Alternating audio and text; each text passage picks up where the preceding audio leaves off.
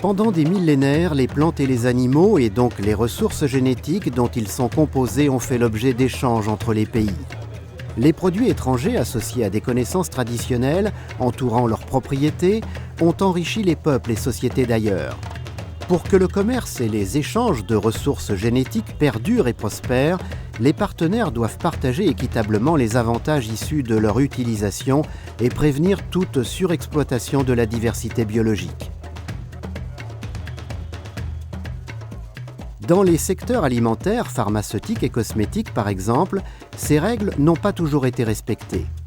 Les pays d'origine se sont plaints d'être victimes de ce qui a été appelé la biopiraterie, alors que les utilisateurs potentiels déploraient les opportunités manquées pour le développement de nouvelles substances médicamenteuses, de produits de soins ou d'aliments. Le protocole de Nagoya, adopté en octobre 2010, offre désormais à toutes les parties prenantes la possibilité de développer une coopération équitable. Il contient des dispositions sur l'accès aux ressources génétiques et aux connaissances traditionnelles et sur le partage juste et équitable des avantages en découlant. Nous sommes très fiers du succès que nous avons obtenu ce soir comme couronnement d'un travail de plusieurs semaines. Nous sommes reconnaissants à toutes les parties pour l'esprit de compromis, pour l'engagement et pour la volonté d'aboutir. Et, Monsieur le Président, nous tenons surtout à vous remercier personnellement. Maintenant, c'est aux parties de mettre en pratique ces dispositions.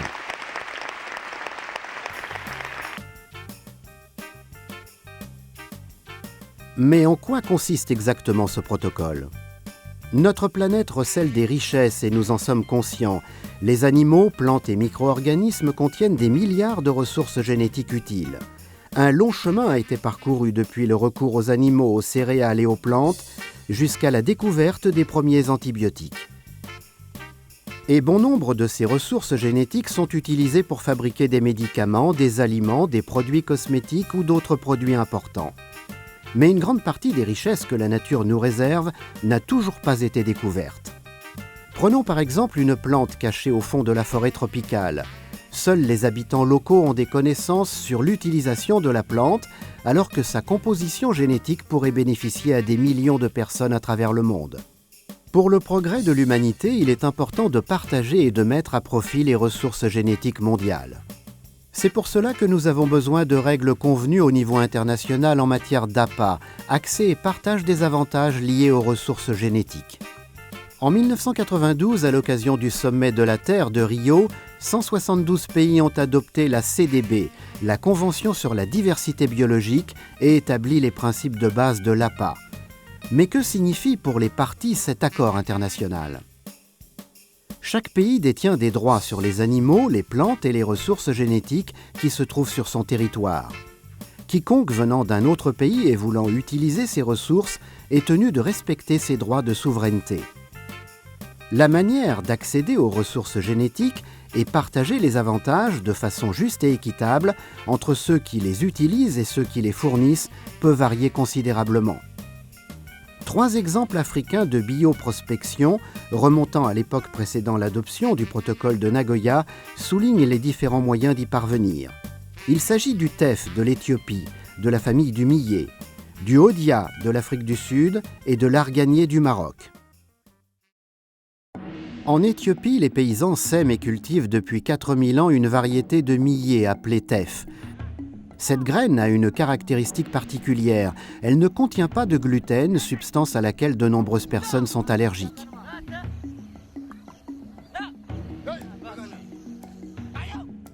Cultiver en Éthiopie est une entreprise fastidieuse. L'exploitant doit préparer les semences sans l'aide d'aucune machine. Il n'a que ses bœufs pour labourer son champ et engranger sa récolte.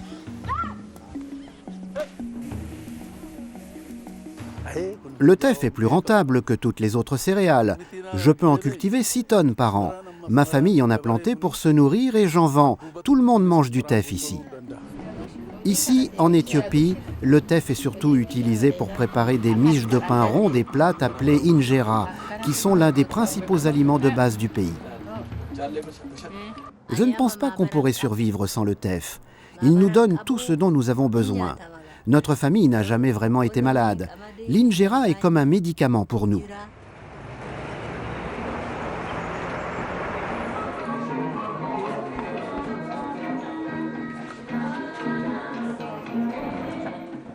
Parfois, je mange aussi de la nourriture occidentale. Mais j'ai besoin de manger de l'injera au moins une fois par jour. Je ne sais pas ce qu'en pensent les scientifiques, mais pour nous, c'est de la bonne nourriture. Certains l'associent à la course sur de longues distances parce qu'elle fournit du fer et d'autres substances. Depuis quelques années, les agriculteurs européens cultivent aussi le teff. 375 variétés éthiopiennes de teff ont ainsi été testées dans des laboratoires aux Pays-Bas. Les graines de teff ont été progressivement améliorées pour les adapter aux conditions climatiques européennes. Finalement, 3 variétés ont été semées avec succès et récoltées. Ces graines ont aussi servi à faire du pain en Europe et d'autres produits issus du teff ont été développés. Pour tous ceux qui ont une intolérance au gluten, cette graine améliorée est un immense soulagement.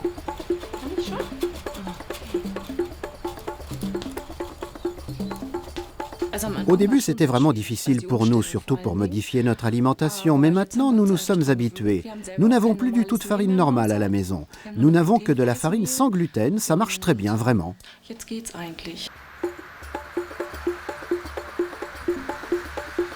Cette famille a fait de nécessité vertu et ouvert sa propre boutique d'aliments sans gluten. Le boulanger est également très content de son nouveau produit. Au départ, l'accord prévoyait que l'Éthiopie reçoive une part de toutes les ventes ainsi que des variétés de teff améliorées et une aide technique pour ses agriculteurs de la part de l'entreprise néerlandaise, seule distributrice de cette graine en Europe. Les Éthiopiens reçoivent 4 choses de notre part. D'abord 5% des profits, ensuite 10 € pour chaque hectare cultivé. Troisièmement, nous partageons nos découvertes scientifiques avec eux. Et enfin, nous voulons créer des emplois en Éthiopie demain parce que nous souhaitons exporter du teff depuis ce pays.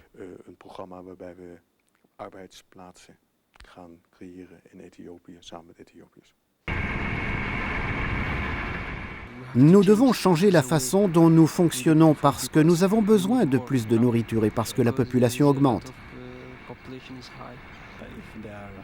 S'ils introduisent de nouvelles technologies, peut-être pourront-ils nourrir ces 80 millions d'individus et pourquoi pas toute l'Afrique. Malheureusement, ce qui avait si bien commencé s'est depuis enlisé. Le gouvernement éthiopien a adopté une loi interdisant l'exportation de cette graine, tandis que l'entrepreneur européen interrompait son aide à l'Éthiopie et à ses agriculteurs en raison des difficultés économiques. En l'absence d'une base juridique adéquate, les tentatives de renouer les relations entre les anciens partenaires n'ont abouti à rien.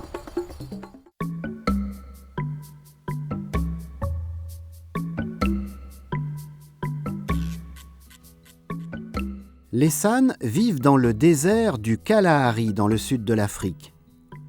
Pour affronter la faim et rester en forme pendant leur longue partie de chasse, ils utilisent depuis des siècles du hodia, une plante qui ressemble à un cactus. Celle-ci pousse à l'état sauvage et peut être récoltée à la main et consommée crue.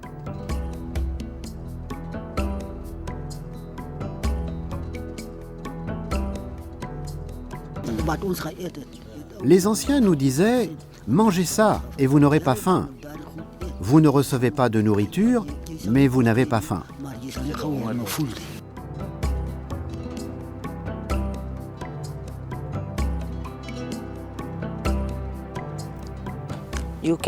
Il suffit d'enlever les épines et d'en manger pour ne plus avoir faim. Vous pouvez aussi l'utiliser quand vous avez soif.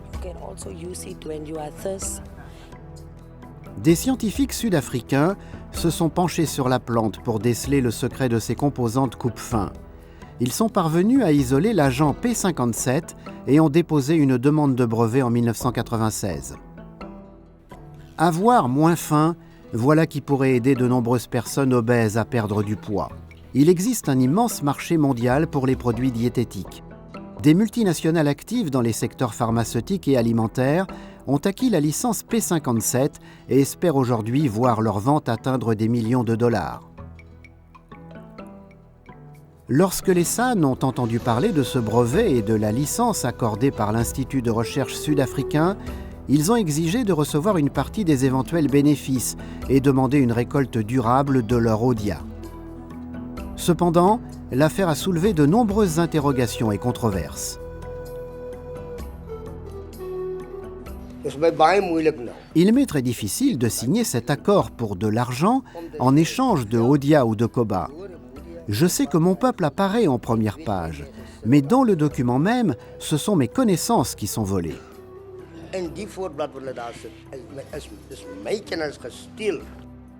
Plusieurs options ont été abordées lors des ateliers. Cet événement fait partie d'un projet de recherche consacré au processus décisionnel et au partage des avantages. Il faut d'abord décider si vous voulez partager vos connaissances. Puis pour combien et ce que vous voulez en échange de vos connaissances. Enfin, si de l'argent provient du partage des avantages, il faut décider ce que vous allez en faire. Finalement, les SAN et l'Institut de recherche sud-africain sont arrivés à un accord. Si le brevet sur le Odia devait un jour donner naissance à un produit commercialisé, les SAN auraient droit à 6% des revenus engrangés au titre des accords de licence. Mais le brevet n'a pas été un franc succès et aucun produit n'a encore été développé. Pour l'instant, aucun partage significatif des avantages n'a profité aux SAN. Se prévalant de l'absence de règles internationales, de nombreux profiteurs utilisent d'obscurs ingrédients mettant à mal la bonne réputation du Odia.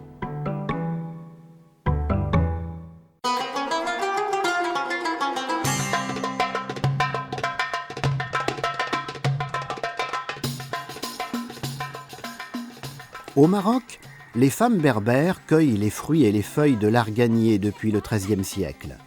Cet arbre local pousse dans le sud du pays et protège la région de l'avancée du désert. Afin de protéger les arbres existants, l'UNESCO a inscrit la région de l'arganier au patrimoine mondial de l'humanité. Les femmes marocaines utilisent l'huile extraite de ce fruit, semblable à une noix, à des fins médicinales et cosmétiques. Pour ce faire, elles continuent de collecter, sécher et traiter les noix selon la méthode traditionnelle. Mais récemment, elles ne l'ont plus fait seules, dans l'isolement de leur maison. Elles ont formé des coopératives leur permettant d'approvisionner le marché européen. Certains partenaires commerciaux européens se sont volontairement déclarés prêts à payer plus cher que le prix habituel du marché pour obtenir les produits issus de l'arganier et apporter un soutien social aux coopératives. C'est ainsi que la coopérative Alamal, par exemple, offre des cours d'alphabétisation à ses membres. Nous, femmes d'aujourd'hui, n'avons plus rien à voir avec celles des temps passés. Nous avons beaucoup appris grâce à la coopérative et nous sommes aussi allés à l'école. Nous sommes capables de communiquer avec tout le monde et de négocier. Il y a bien plus à gagner que de l'argent. C'est toute notre personnalité qui a changé. Les partenaires commerciaux bénéficient aussi de cette situation. Ils obtiennent des produits de grande qualité ayant été fabriqués selon des normes éthiques et peuvent les commercialiser en conséquence. Aujourd'hui, en plus de ces accords de commerce équitables, il est possible d'obtenir des produits encore plus précieux issus de l'huile d'argan et des feuilles de l'arganier en utilisant les ressources génétiques et les propriétés de cet arbre. Le contexte: Zoubida Charouf, chimiste à l'université de Rabat, a analysé l'huile d'argan et découvert des composantes précieuses. L'huile d'argan est très utilisée en médecine traditionnelle, notamment pour la peau et pour prévenir les maladies cardiovasculaires, pour les rhumatismes, etc. Donc il y a des choses qui ont été confirmées par les sciences exactes, comme par exemple c'est bien pour l'hydratation de la peau, c'est anti-rides et ça peut prévenir les maladies cardiovasculaires. Mais cette huile n'a pas que des propriétés cosmétiques. Nous avons évalué l'effet nutritionnel de l'huile d'argan. Alors jusqu'à présent, on n'a pas tout fait, mais il y a quelques résultats qui semblent être intéressants, notamment dans la prévention des maladies cardiovasculaires. On a trouvé que l'huile d'argan est bénéfique. Pour ce qui concerne, il y a des études aussi, il y a quelque chose en médecine traditionnelle pour le cancer. Là, on n'a pas encore fait d'intervention nutritionnelle. On est encore au stade des tests sur les cellules. Donc sur les cellules, effectivement, il y a un effet antiprolifératif. Mais ça on ne peut pas dire tout de suite que c'est bénéfique ou pas, parce qu'il faut entreprendre vraiment d'autres études plus poussées. Plus de 40 brevets ont été déposés au niveau international en ce qui concerne l'arganier. Ni les femmes de la coopérative, ni le professeur Charouf ne savent ce sur quoi les recherches menées à l'étranger vont déboucher. Dans cet exemple aussi, des accords APA adéquatement négociés et encadrés par des règles internationales et les législations nationales auraient dû jouer un rôle essentiel pour clarifier comment le Maroc et les femmes de ces coopératives auraient pu bénéficier davantage des découvertes scientifiques et des gains financiers issus de l'arganier. Ces exemples sont la preuve de l'immense potentiel associé aux échanges équitables et montrent que les ressources génétiques peuvent être exploitées au bénéfice des utilisateurs et des fournisseurs. Toutefois, par le passé, l'existence d'exigences légales confuses applicables dans les pays fournisseurs, associées à la non-participation de tous les acteurs pertinents, tels les détenteurs des connaissances traditionnelles, et à l'absence de mécanismes de suivi et de mise en conformité dans les pays utilisateurs, ont débouché sur des situations injustes et insatisfaisantes. Il est donc devenu urgent d'adopter des règles reconnues au niveau international par tous pour remédier à ces défauts. L'APA expliqué simplement. En 2010, le protocole de Nagoya a précisé les principes de l'accès et du partage des avantages stipulés par la Convention sur la diversité biologique. Ces principes s'appliquent de manière juridiquement contraignante aux pays fournisseurs ainsi qu'aux pays utilisateurs de ressources génétiques. Une entreprise ou un chercheur étranger peut uniquement avoir accès à des ressources génétiques si le pays fournisseur a donné son accord. Cette disposition concerne également les connaissances traditionnelles associées aux ressources génétiques, car ces connaissances détenues par les communautés autochtones et locales jouent souvent un rôle important dans la découverte de nouvelles substances actives contenues dans des ressources génétiques. Conformément à la législation interne, le consentement préalable donné en connaissance de cause, CPCC, doit être obtenu auprès du pays fournisseur. La demande de CPCC doit préciser la nature et le but visé par les recherches et les utilisations prévues de la ressource génétique pour laquelle l'accès est accordé. Les CCCA, conditions convenues d'un commun accord, définissent alors plus précisément les avantages pour le fournisseur des ressources génétiques, ainsi que les autres questions contractuelles y afférentes. Ces avantages peuvent être monétaires, tels que le paiement de sommes forfaitaires ou d'une partie des profits réalisés, ou non monétaires, comme le transfert de connaissances, de technologies ou par le biais de formations. Ces règles concernent les utilisateurs commerciaux, mais elles s'appliquent également aux utilisateurs non commerciaux sur la base de dispositions particulières. Le concept repose sur l'idée de préserver notre diversité biologique en partageant de manière juste et équitable les avantages découlant de son utilisation. Tous les concepts évoqués jusqu'ici font partie intégrante du protocole de Nagoya qui entrera en vigueur lorsque 50 pays l'auront ratifié.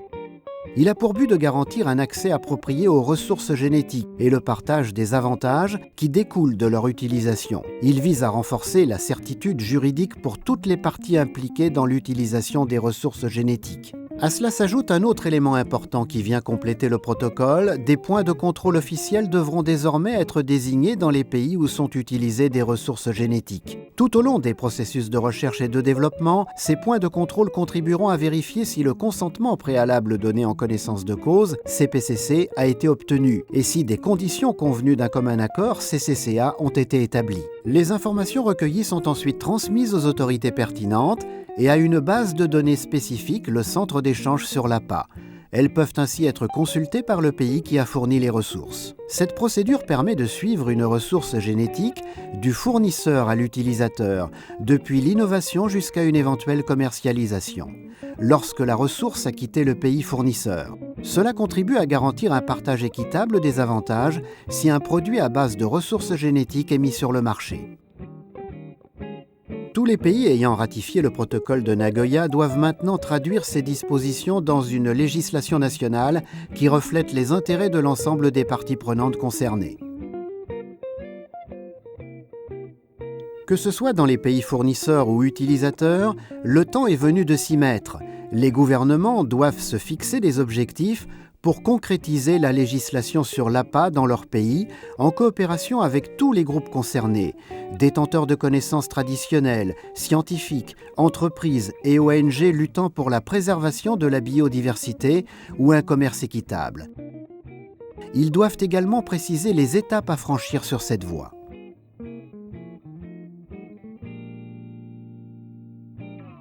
Le protocole de Nagoya est très clair. Il donne vraiment à chacun la possibilité de participer et de le mettre en œuvre. Il faut aussi se poser la question de savoir à quoi pourrait ressembler une mise en œuvre adéquate de ce protocole en Suisse. Est-ce que les mesures existantes sont suffisantes ou en faut-il des supplémentaires?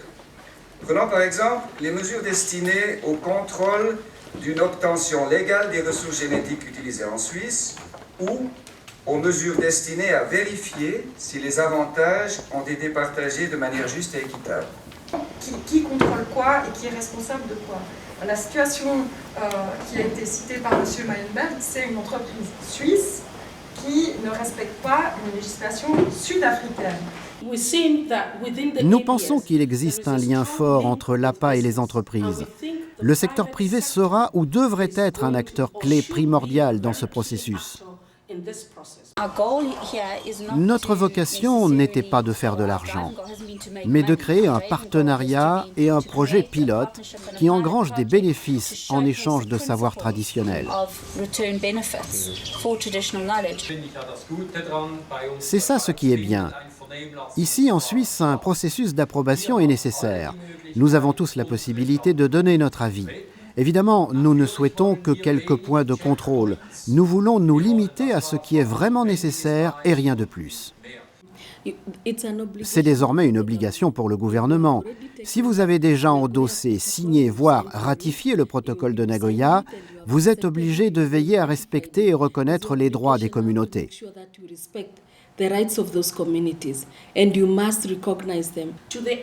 Au continent africain, je voudrais dire qu'à nos yeux, l'heure est venue pour nous, en tant que région, de voir comment, de façon très coordonnée, nous pouvons garantir que chaque pays transpose dans sa législation les dispositions de ce protocole, de façon à ce qu'aucun pays ne soit bénéficiaire alors qu'un autre ne le serait pas.